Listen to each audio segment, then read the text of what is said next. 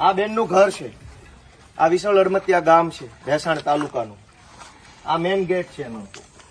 હવે અહીંયા ભાજપના માણસે બેલા મૂકી દીધા અહીંયા સળંગ. આ બધા અમે હાથે અડસેલ્યા.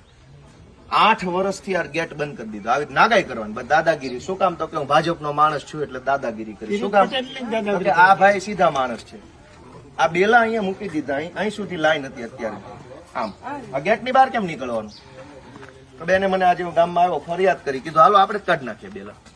મામલતદાર શું કાઢવાનું? બરાબર. મામલતદાર ભાઈ આવતા જોઈને મુદ્દા પર જોઈને પાછા વયા જાય. ભાઈ બધા ભાજપ થી બીવે છે, ભાજપની લાજ કાઢે છે. આજે અમે ભેસાણ તાલુકાના વિશાળ અડમતિયા ગામે આ બેનના ઘરનો ગેટ ખુલ્લો કર્યો છે.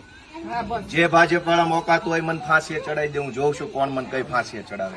આટલી હદે નાગાઈ કરવાની ગામડામાં ગરીબ માણસો હારે, નાના માણસો હોય, ગરીબ માણસો હોય, કિરીટ પટેલ જ કરાવે છે. કે અહીંયા બેલા ગોઠવી દીધા ઘરની આમે 8 વર્ષ સુધી સળંગ. તો બહાર કેમ જવાનું, અંદર કેમ આવવાનું?